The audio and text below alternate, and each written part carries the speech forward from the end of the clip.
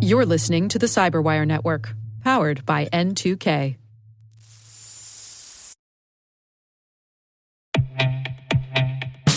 AI is changing how enterprises operate and how they stay protected. It's time to eliminate risk and protect innovation. From March 23rd through the 26th, join Trend AI for actionable AI security insights. Catch impactful sessions at RSAC, then unwind and grab a bite at their lounge in Trapesueño. Experience industry-leading AI security in person, engage with the experts, and get your chance to win $500,000. San Francisco, let's AI fearlessly. Learn more at trendmicro.com/RSA.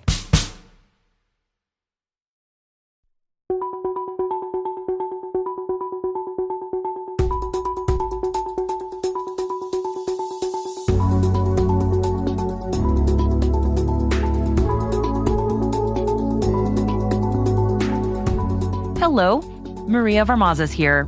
Thanks for joining me today. The CyberWire Daily is celebrating its 10-year anniversary this year. And in honor of that big milestone, we're releasing monthly special edition episodes throughout 2026. Today's N2K CyberWire Special Edition kicks off our 10-year anniversary series with a big picture look at the CyberWire Daily itself. And for more on the show and how it all began, I sat down with Dave Bittner, host of the CyberWire Daily, and Peter Kilpe, CEO of N2K Networks.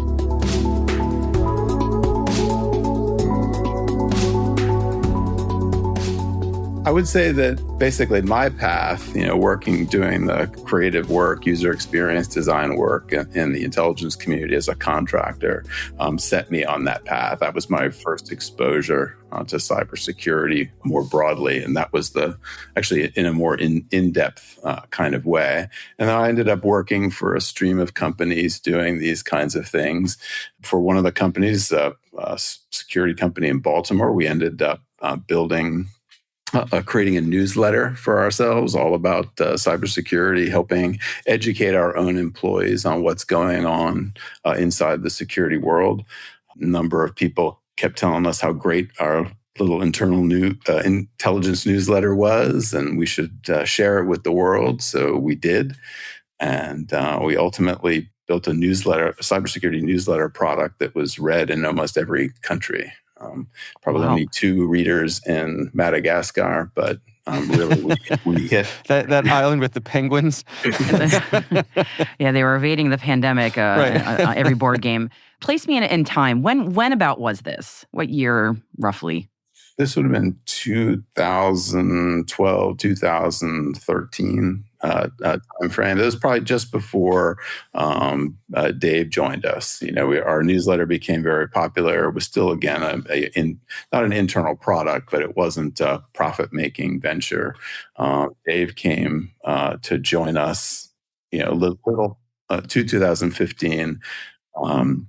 Bringing his immense talents to our creative team, especially in the video world. He got to know the products, particularly the newsletter that we were doing.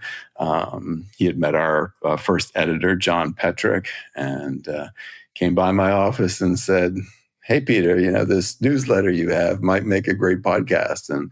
And David had a lot of experience working on podcasts in the past, doing broadcast kind of work. And I said, "That's interesting. Why don't you show me what that would look like?" So he worked with the editor, came back, showed a little prototype of what the first podcast could look like, which, by the way, was just like 5 minutes long. The first iteration. Well, Dave, how did you have that idea? I mean, obviously you had the expertise there, but was there a lightning strike moment for you, or was it a slow realization, or what?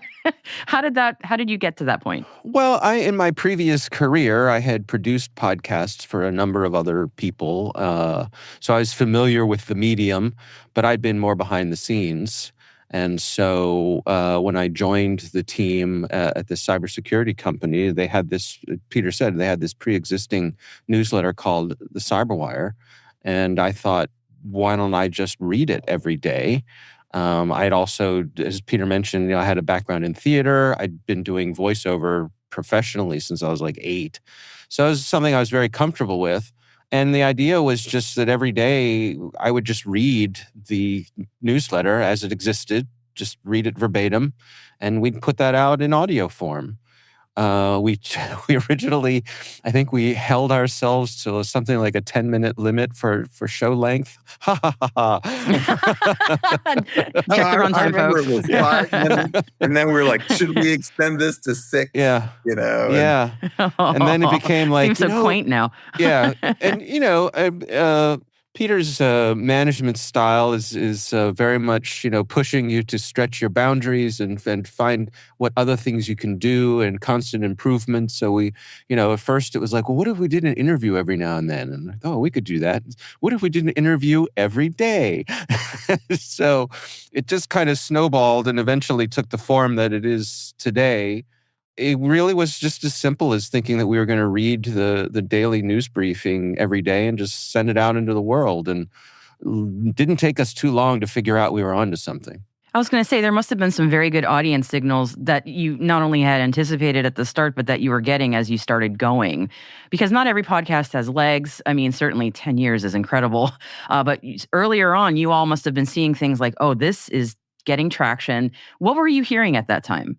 It was actually really surprising to me. I wasn't sure what to expect. We thought this might be kind of a side project. It was very good. And, we definitely believed in what we were making. But within 6 months, we had Fortune 10 companies like reaching out and saying, how do I get on this show? The audience became really enamored with what we were doing. We'd mentioned it in our newsletter, of course.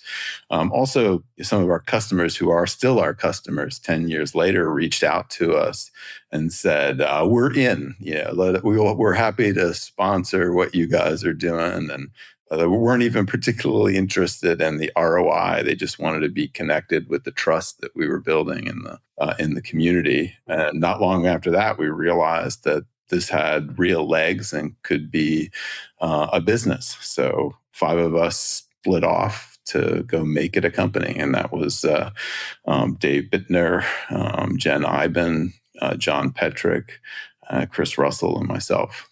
And we went off. We all had our function. I needed to help, turn what we were doing into a business so that it could survive. John Petrick would write the stories of the day. Dave Bittner would tell the stories. Help people engage with our audience, talk to people. Jen Iben would help create the infrastructure and process we needed to be able to, talk to the world and shape the stories that we were doing. And Chris helped build the technical infrastructure that helped us deliver what we did day in, day out. We were a small and mighty team, and we still are, even though we're a little bigger, though. Yeah, those early days were, as anyone who's been in that sort of a startup knows, everybody's just kind of taking care of everybody or everything and everybody, and just doing what needs to be done. Just to see you to the next week. And we were definitely in that mode. I think just getting back to the startup, one of the things I think that set us apart at the outset, and you have to remember 10 years ago, podcasting was different than it is today. We just sounded like a real radio program. We were able to sound like a news show. And part of that was just the technical experience we had, the experience we had at writing, we had this group of people who could together make that happen. And I think at the outset, it set us apart. These days, it's not hard to sound great with all of the tools and the filters and all the things that the audio teams can do. But back then, it wasn't a given that you were going to sound good. And we did. And I think that caught people's ear and helped get us off to a good start. Yeah, I'm also very curious, in addition to that high standard of production excellence, which speaks for itself truly, also the guiding star, like the North Star for the show in terms of standards, editorial responsibility, that sort of thing. Can you talk a little bit about that? Because that's one of the things that the show is also really well known for, like that level of integrity. Well, I mean, the vision of the CyberWire when it first, came out, and we didn't really fully articulate this, into words as we were going forward. But really what we were doing is making the world a safer place, by help keeping people educated and informed about what was going on in security. And we did it diligently. We did it without fluff. We did it without creating FUD, in the community. We just told it like it was, and we were there every day. We were reliable, even in major snowstorms. I'm not even sure there is one day that is off air, one business day that is off air for the CyberWire. I mean, through the pandemic and other things, we were there. Other places shut down. Of course, we have our breaks that we build into what we do because people work hard day in and day out on this show. But we were there, and we started building trust with leaders in the public sector, the private sector, intelligence community, law enforcement, not just in the U.S., but abroad, started using the content that we create. Again, not just as fluff, but people used what we made to help bring context to their own intelligence operations, their own disaster recovery kinds of things. And even major companies, basically, I don't want to name names at the moment, but a number of public companies actually assigned listening to the CyberWire to their employees. They wanted them to be informed when they went into meetings. They wanted to make sure that they were growing and that they were always in the know when it comes to cybersecurity. I remember a couple of moments that struck me as being noteworthy, maybe milestones. First was not long after we started publishing. Of course, we were tracking our numbers every day, which was very exciting because they were going up and up slowly but surely. And I remember I was at a Women in Cybersecurity conference, I believe in Texas, and I was doing the publishing and the things that needed to be done in my hotel room. And I think it was the first time that we had crossed 3,000 downloads for a day. And it was a big boost. Like the day before had been probably half that. And so somebody caught notice, or we got, published, somebody mentioned us somewhere, and we got a big boost. And I remember how exciting that was. And I think I said to Peter, hey, we crossed 3,000. And Peter said, that's great. I think we'll really have something when we cross 10,000. And I thought to myself, oh, come on, that's impossible. Of course, it wasn't impossible. Probably 6 months later, we crossed the 10,000 a day threshold, and it's just grown ever since. Another moment that was special for me was one day in the mail, I got a little padded envelope with no return address, and it was full of challenge coins from NSA and Fort Meade, and just a handwritten, unsigned note that said, "Thanks for all you do." Dang. That was it. That was a pretty special moment. Dave also gets all the goodies, from. It's true, yeah. So I get all the swag. Want to send us cookies and other delights. You're not jealous at all, Peter. No, but to this day, I'll go to events, and as I've said, I'm just the most public-facing person in this team that makes this happen. So people come up to me and thank me on behalf of the team. And it just never gets old. People in very important positions, both in government and the private sector, whose job is to help keep all of us safe, are sincerely thankful that we help them do their job. And that feels great. It does. It reminds me, too, that, we oftentimes are talking about the impact that we have with the intelligence community or some, big leader who listens to us. But our team is really excited to hear from individuals who reach out to us fairly regularly. And they say, oh, you helped me get a job. I learned about you, and you helped me transition into this career. Or security was part of my assigned to me as part of my portfolio. You helped me get there or get where I needed to go. I remember sitting at an airport once, and the lady saw my CyberWire shirt, and she's like, "Oh my gosh, I listened to you on my way to a job interview the other day, and I got the job, and I just wanted to say thank you." That means a lot to us. We touch a lot of lives. We're in people's ears. We have their trust, and the idea that we can actually help people move forward in their careers, help them grow in their knowledge, help their organizations stay safe. It means a lot to us. I think also the foundational principles that we established, and that was really the partnership with Peter and our founding editor, John Petrick, who's since retired. We don't report on rumors or gossip or any of that stuff. We just don't go there. And because we understand people's time is valuable. And so we try to help people make the most of their time. And so I think that's been an important North Star part of our value proposition. And I know it's part of, we have a daily production meeting every day. We get together, the whole team runs down the stories that we're covering.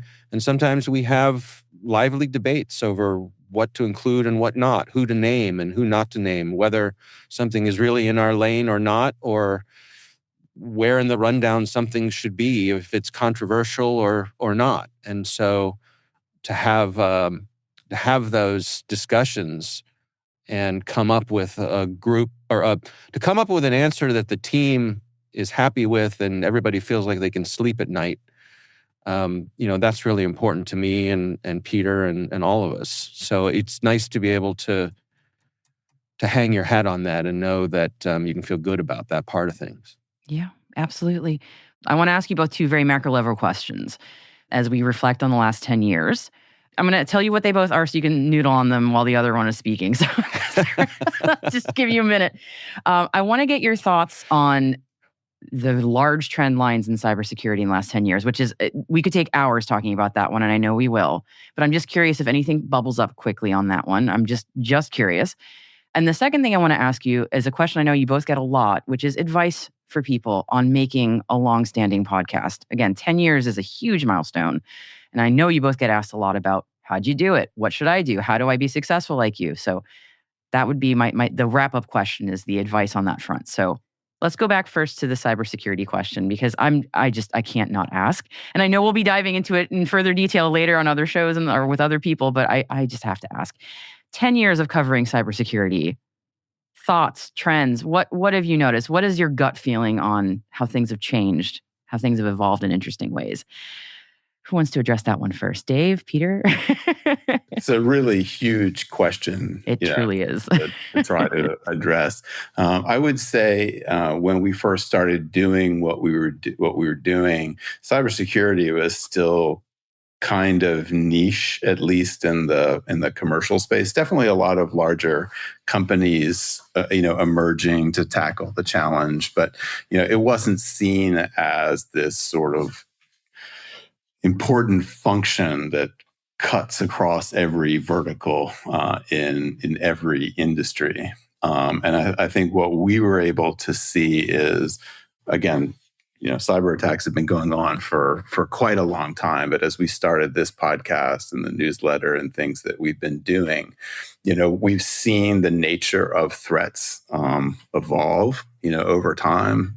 You see the kind of capability that's given to small actors, that previously was just in the domain of nation states. How nation states started to use criminal networks to help them, advance their own missions.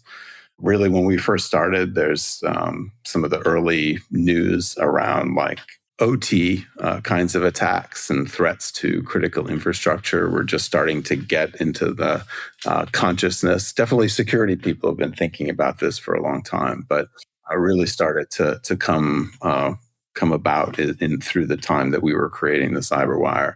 The nature of ransomware itself, has made a particularly important, evolution started as this thing that a few people did, and it became fully operationalized, industrialized, to the point where you can buy it as a service, like you were buying something from Salesforce or something. I mean, really, full on kits to do what it is that you need to do. And the kind of disruption that actors large and small can do has really evolved in the last decade, and it's changing things geopolitically. It's changing things inside various countries. I don't think we've begun to see what's possible. I mean, I agree with all that. I think, as you said, the rise of ransomware, along with cryptocurrency, which I think has been an accelerant for ransomware. Great way of putting it. Yeah, yeah. Right. And then obviously these past couple of years, AI, but I think also the global fraud market that's just exploded with the phishing and social engineering, and how many bad things start with that. And most of them come from the other side of the world. And it's hard to toss a wall up around the internet. So the just huge growth of that, how it's become normalized, I think that's remarkable. Yeah, absolutely. Okay, so I'm going to transition to the other question now. Advice for people who are trying to start their own podcast, or people who are trying to continue a podcast and are looking at the CyberWire's longevity and wondering, what are some takeaways that I should know? So, Dave, I know you get this question a lot. And you give really great advice on this one, but I am curious to get both of your takes on this. But Dave, let's start with you on that. Well, lately I've been using a phrase that I borrowed from, the great comedian and actor Steve Martin in his memoir. People ask him, "How did you get noticed at first?" And he says, "Be so good they can't ignore you."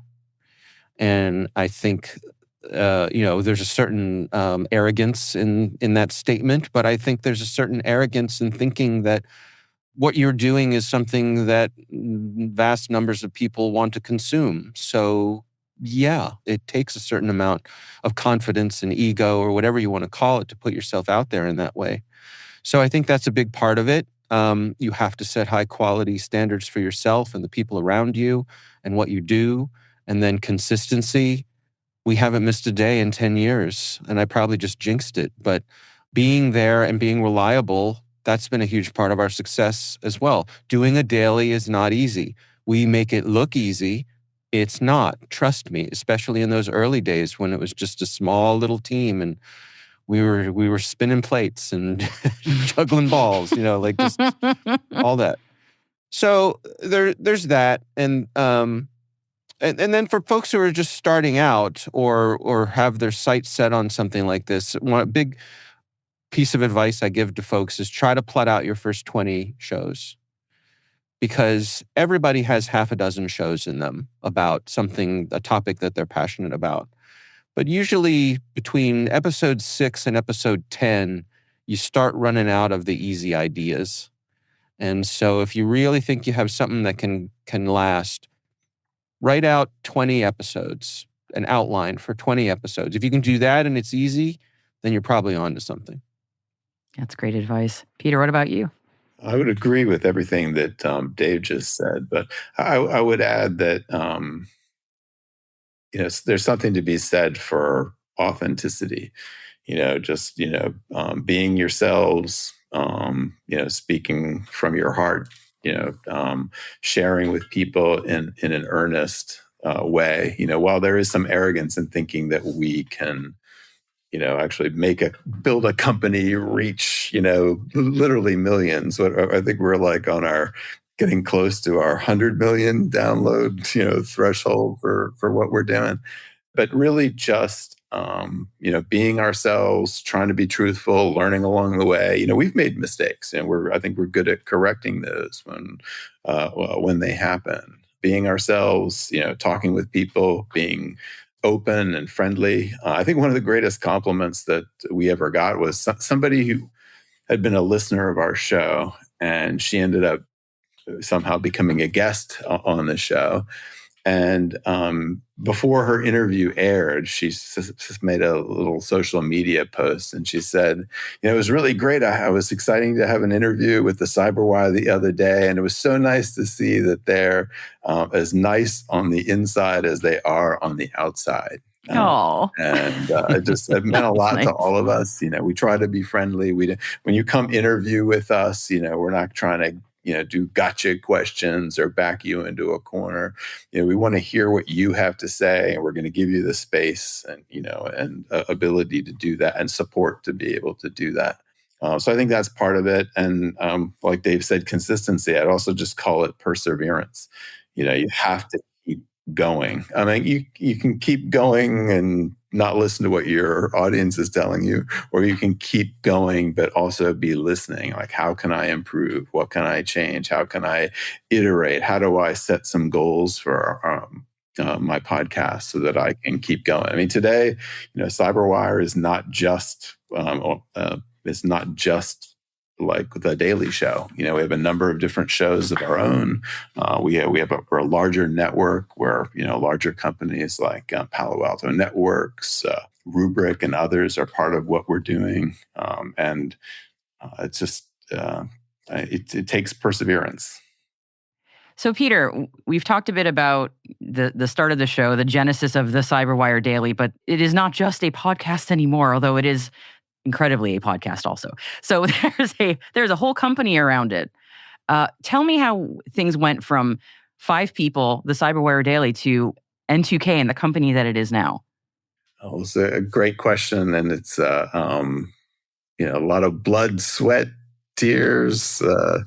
It's really hard to make a company. It's actually very hard to make a media company. I was very fortunate to have that, be part of a founding group that was as dedicated as they were.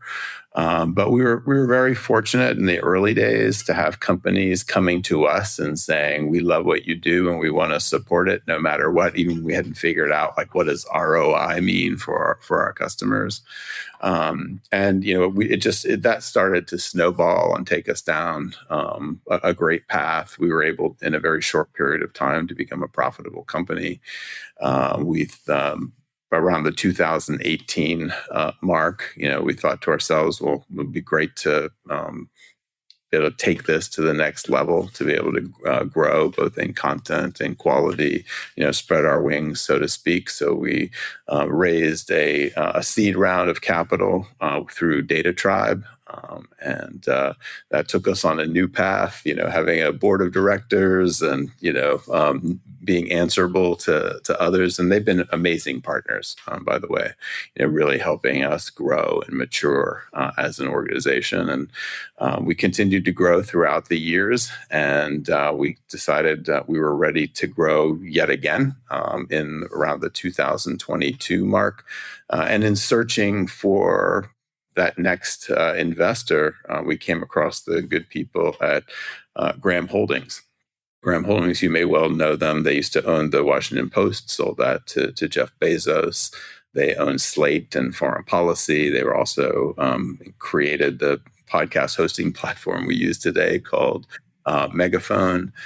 We reached out to them to talk about what we were doing. They expressed interest in being a part of an A round with us.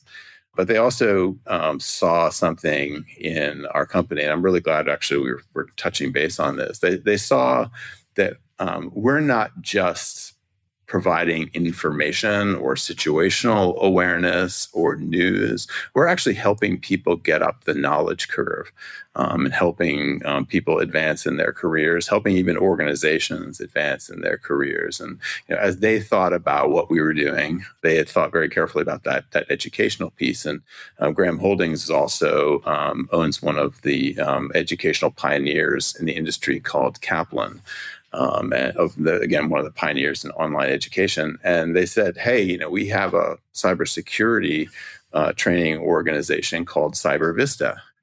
how would you like to accelerate this idea of helping people get up the knowledge curve? And they proposed a union between CyberWire Inc. and CyberVista. We became N2K. N2K stands for News to Knowledge.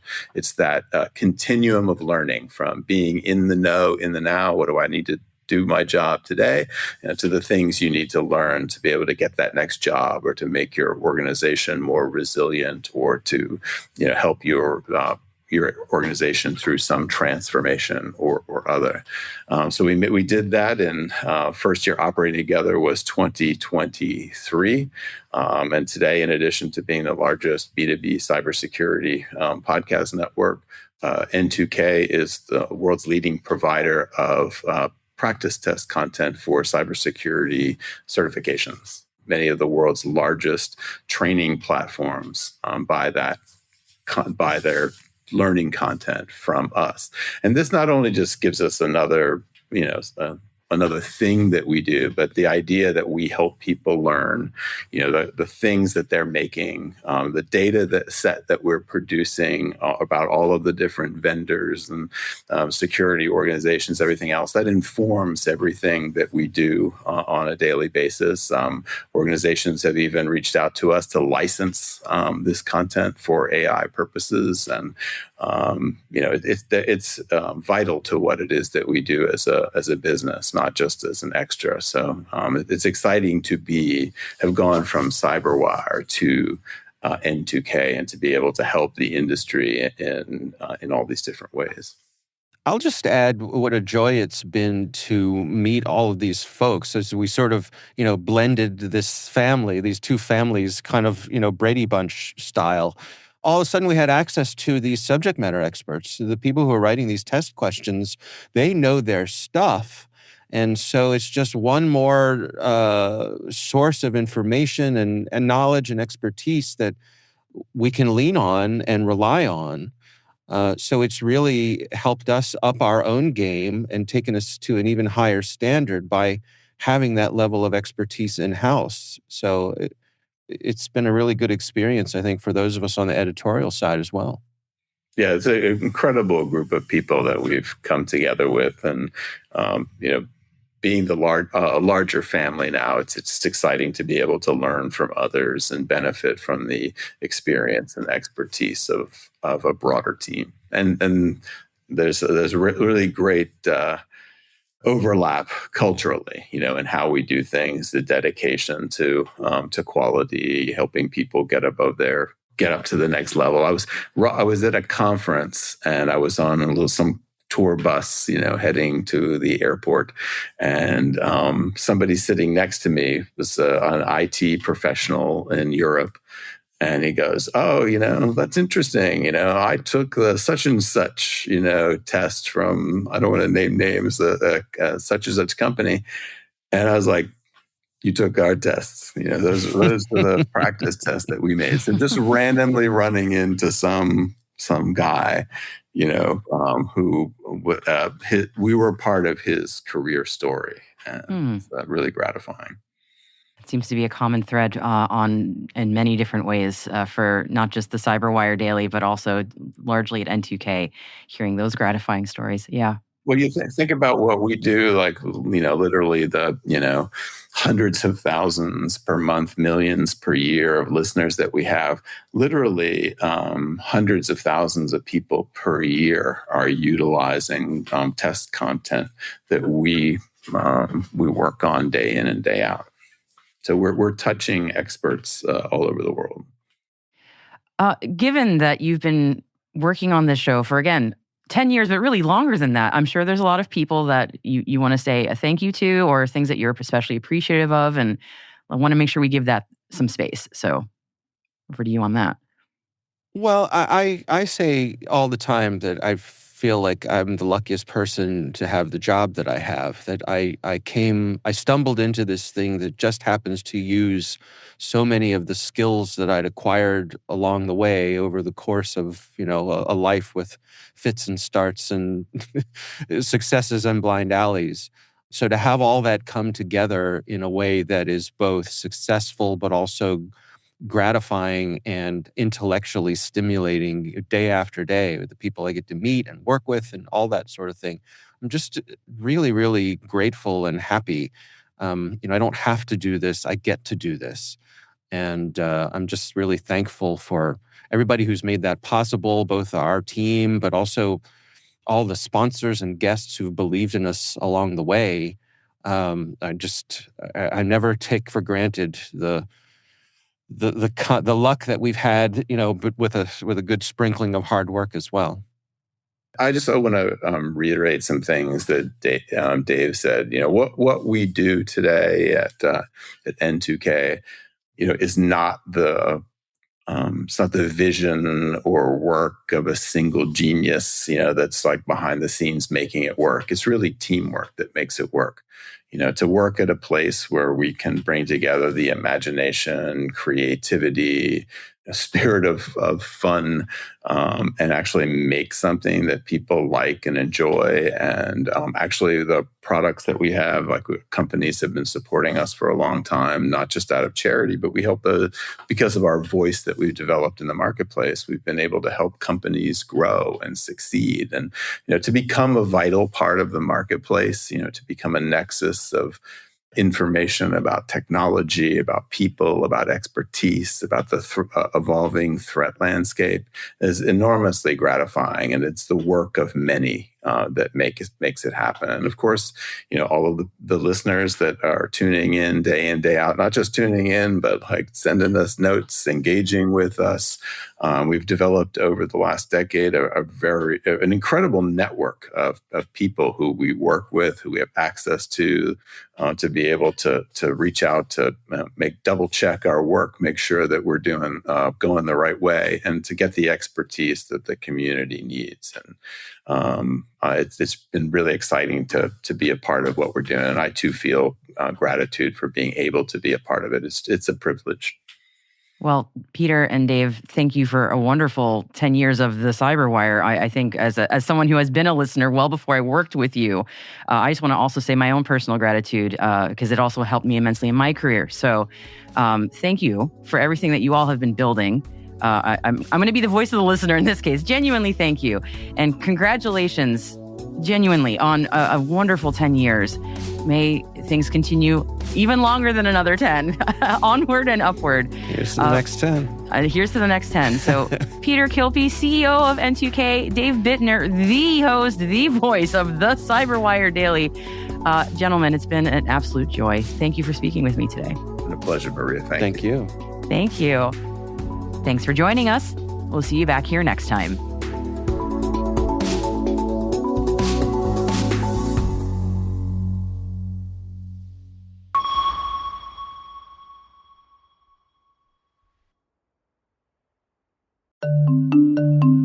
When it comes to mobile application security, good enough is a risk. A recent survey shows that 72% of organizations reported at least one mobile application security incident last year, and 92% of responders reported threat levels have increased in the past 2 years. GuardSquare delivers the highest level of security for your mobile apps without compromising performance, time to market, or user experience. Discover how GuardSquare provides industry-leading security for your Android and iOS apps at www.guardsquare.com.